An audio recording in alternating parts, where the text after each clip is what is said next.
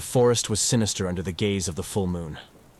As Alex and Jamie drove their old Jeep along the rugged trail that led deep into the heart of the woods, the branches clawed at the sky, as if trying to snatch the moon from its celestial perch. The air was thick with the musk of damp earth and decay, a scent that permeated the fabric of the night. They arrived at a clearing with an old cabin standing like a sentinel at its edge, its windows dark, its woodwork gnarled and weathered by time. Perfect spot for a horror story, Jamie joked, trying to lighten the mood. But his laughter was swallowed by the oppressive silence of the woods. The duo set up their campsite with practiced ease. As the fire crackled to life, its light threw monstrous shadows across the trees. They settled down, beers in hand, their conversation meandering from everyday trivialities to the legends surrounding these woods. Of a beast that prowled under the bone-white light of the moon. As darkness deepened, a chilling howl rolled over the hills, a sound so primal and full of hunger that it seemed to vibrate in their very bones. Jamie's smile faltered. "Probably just a wolf, right?" he muttered, not wanting to believe his own words. The night grew restless. Rustling from the surrounding bushes became frequent, as though the forest itself was closing in on them. Without warning, a deer burst into the clearing, its eyes wide with terror. A massive, shadowy figure emerged in pursuit. The creature was monstrous, towering, covered in matted fur that glistened with what could only be blood. In the blink of an eye, it pounced on the deer. The sound of tearing flesh and snapping bones filled the air, a gruesome symphony of death.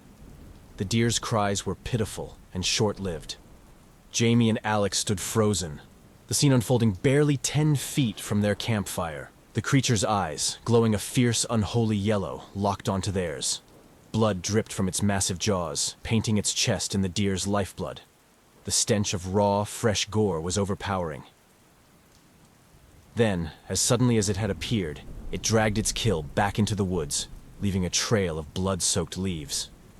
The two friends were left in stunned silence, the fire crackling mockingly. The stories were no longer just tales. They were a terrifying reality. With the beast's howls echoing in the distance, growing ever more excited, the stark truth was clear. They were not alone in these woods. Dawn broke with a deceptive calm over the forest, the sunlight filtering through the trees in golden streams. Yet the beauty of the morning did little to ease the terror of the night before. Alex and Jamie emerged from their tent, eyes wide and nerves frayed, their sleep haunted by nightmares of fangs and fur.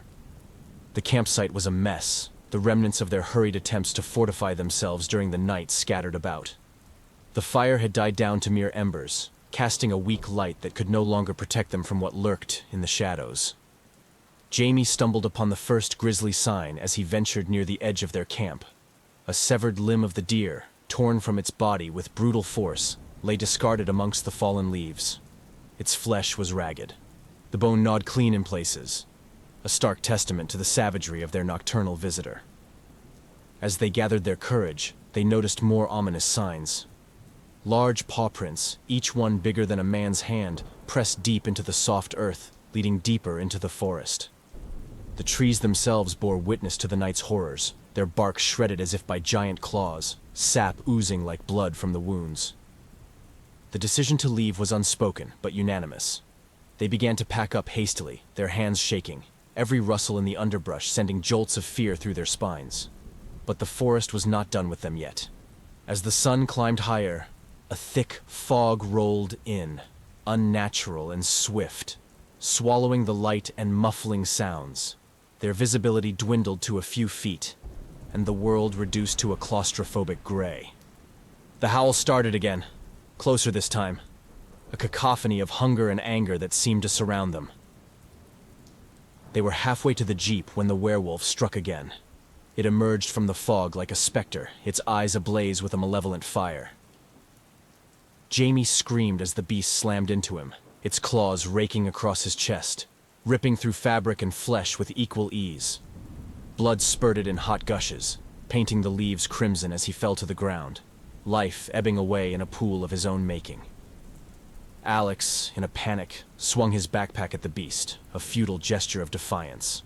The werewolf turned its attention to him, its jaws snapping inches from his face. He could see the remnants of sinew and flesh stuck between its teeth, smell the putrid breath of decay.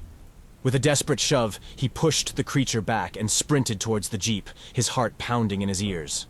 The chase was a blur of terror and adrenaline. Alex could hear the beast's heavy paws thudding behind him, feel its hot breath on his neck. He stumbled, nearly falling, but regained his footing just in time to dive into the jeep, slamming the door shut. He fumbled with the keys, hands slick with sweat and shaking violently. Outside, the werewolf circled the vehicle, its yellow eyes gleaming with a sinister intelligence, its growls a promise of death.